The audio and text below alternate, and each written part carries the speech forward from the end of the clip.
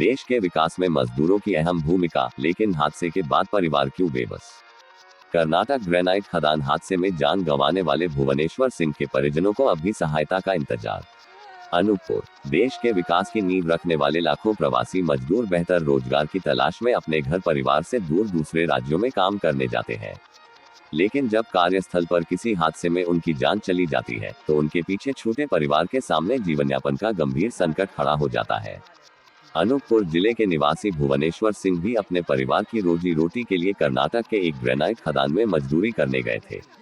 काम के दौरान हुए दर्दनाक हादसे में उनकी मौत हो गई। इस घटना ने एक परिवार का सहारा छीन लिया। पीछे वृद्ध माता पिता, पत्नी और एक मासूम बच्ची है, जिनके सामने अब भविष्य की चिंता खड़ी हो गई है। इस घटना के बाद ये सवाल उठ रहा है कि कार्यस्थल पर हादसे में जान गंवाने वाले मजदूरों के परिवारों को तत्काल राहत और आर्थिक सहायता दिलाने की जिम्मेदारी आखिर किसकी है। स्थानीय लोगों का कहना है कि उद्योगों और खदानों से सरकारों को राजस्व प्राप्त होता है, जिसमें मजदूरों की मेहनत की महत्वपूर्ण भूमिका होती है। ऐसे में हादसे की स्थिति में प्रभावित परिवारों को समय पर सहायता और कानूनी अधिकारों के तहत मिलने वाला मुआवजा सुनिश्चित किया जाना चाहिए। परिजनों का कहना है कि उन्हें अब तक केवल आश्वासन मिले हैं, जबकि परिवार के सामने रोजमर्रा के खर्च और भविष्य की चिंता सबसे बड़ी चुनौती बन चुकी है। सामाजिक संगठनों और स्थानीय नागरिकों ने भी मांग की है कि संबंधित राज्य सरकार, खदान प्रबंधन और जिम्मेदार विभाग मामले की निष्पक्ष जांच कर पीड़ित परिवार को नियमानुसार मुआवजा और हर संभव सहायता उपलब्ध कराएं। यह मामला केवल एक परिवार का नहीं, बल्कि उन हजारों प्रवासी मजदूरों का भी है, जो अपने घर से दूर कठिन परिस्थितियों में काम करते हुए देश की अर्थव्यवस्था और विकास में योगदान दे रहे हैं। ऐसे श्रमिकों की सुरक्षा और हादसे की स्थिति मेरे को बेंगलोर मिला, मैं वहाँ से 100 किलोमीटर दूर रहता था। सरकारों और वहाँ से मेरे को फोन आया कि तुम्हारा बेस्ट फ्रेंड के इधर डेथ हो गया। तो फिर मैं गया उसको देखने, तो उसको उधर हॉस्पिटल में मेरे को उसको हैंड ओवर कर दिया गया। जब मैं बोला कि मेरा बेस्ट फ्रेंड है, तो उसको हैंड ओवर मेरे को कर दिया।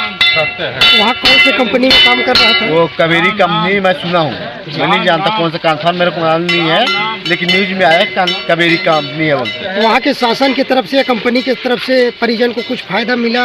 शासन की तरफ से बोला गया है कि उसको डेड बॉडी को 2 लाख रुपए अभी तत्काल में दिया जाएगा 2 दिन में। और कंपनी की तरफ से कुछ? कंपनी की तरफ से जो जिसका काम कर रहा था उसके तरफ से उसको 5 लाख रुपए दिया जाएगा बोला, और 5 लाख रुपए शासन की तरफ से दिया। तारीख की घटना ये मेरा जो अभी घटना हुआ है, मृतक छोटा भाई है मेरा। तो ये गया था काम करने सर। परिवार में अकेला कमाने वाला है, इसके पीछे एक बच्ची है, पत्नी है उसकी स्वयं की, और मम्मी पापा हैं, वही वृद्धावस्था में। उनके करने वाले कोई नहीं है। इसी पर्पज से वो गया था कमाने के लिए। और ये घटना जो हुआ है 2 तारीख की घटना है, शायद सुबह की 2 तारीख को ही हम पता चला था। और पता चला कि खदान में ही पत्थर इनके ऊपर गिर गया है। हाँ, इसके साथ फिर और जो लड़के थे वो बताए इनको, घर में फोन किए ऐसा ऐसा हो गया है। फिर हो गया जो है तो आपके सामने। कितना यहाँ मतलब बॉडी पहुँचने के बाद मतलब आश्वासन दिया गया था कि कितना यहाँ का सहायता राशि दिया जाएगा? न्यूज में तो सुनने को मिल रहा था कि 10 लाख मिलना है, जिसमें 2 लाख तत्कालिक सहायता स्वरूप दिया जाएगा नगद, और अकाउंट में डाला जाएगा।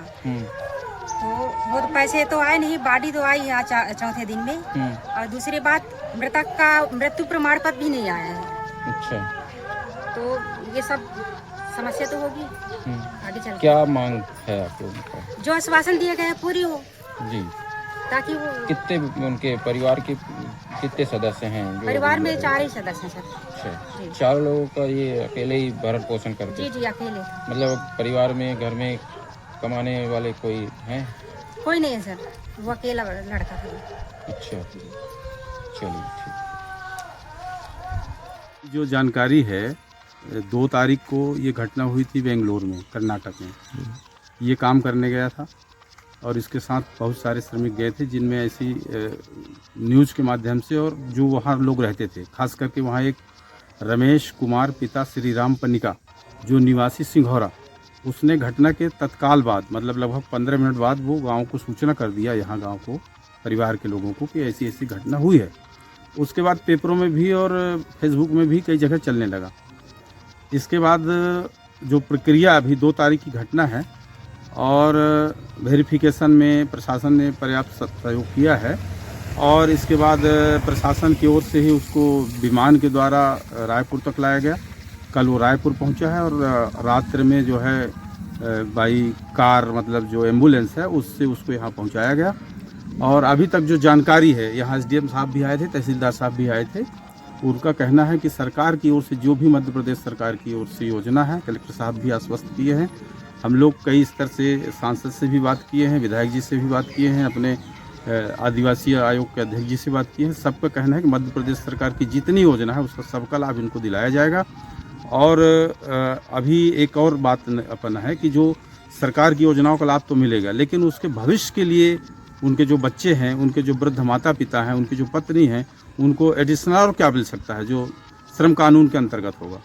तो ये हुआ था कि जो कंपनी है, जो नियोक्ता है, जहाँ वो काम कर रहा था, उससे ये चाहा गया था, सरकार से अपेक्षा की गई थी, कलेक्टर साहब से अपेक्षा की गई थी कि वो व्यक्ति नियोक्ता वहाँ से यदि पत्राचार के माध्यम से ईमेल कर दे कि ये व्यक्ति मेरे यहाँ काम कर रहा था और ऐसी घटना घटित हुई, तो भविष्य में उसको जो मिलने वाली सहायता राशि है उसके लिए मैं खुद प्रयत्न करूँगा। और ऐसा, लेकिन जो हम बेंगलोर से पता किए और कलेक्टर साहब भी पता किए, एसडीएम साहब भी जो पता किए, उसमें ये निकल के आया कि नियोक्ता घटना के तत्काल बाद से फरार है और उसके कर्मचारी 4 लोगों को पुलिस जो है लॉकअप में रखा है, लेकिन उनके लिखने से कोई भी ऐसा फ़ायदा नहीं होगा, इसलिए उनसे कोई लिखा पढ़ी नहीं। सरकार पूरी ईमानदारी से प्रयास करेगा। और हमारे जो जनजातीय आयोग के अध्यक्ष हैं मध्य प्रदेश के आदरणीय रामलाल जी, उनने भारतीय राष्ट्रीय जनजातीय आयोग से बात की है और उनने कहा कि आप तत्काल घटना की संपूर्ण जानकारी एफआईआर की कॉपी और आवेदक के जो